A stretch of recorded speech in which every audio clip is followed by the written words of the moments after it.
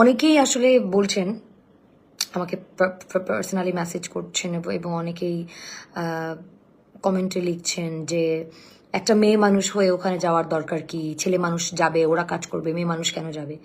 So আমি আমার দিকটা একটু ক্লিয়ার করে নেই। আমি কেন যাব, কারণ হচ্ছে আমি যখন ওখানে কাজ করছি ফিল্ডে, আমি কিন্তু নিজের মাইন্ডে এটা ভাবছি না যে আমি একটা মেয়ে, আমি একটা ছেলে।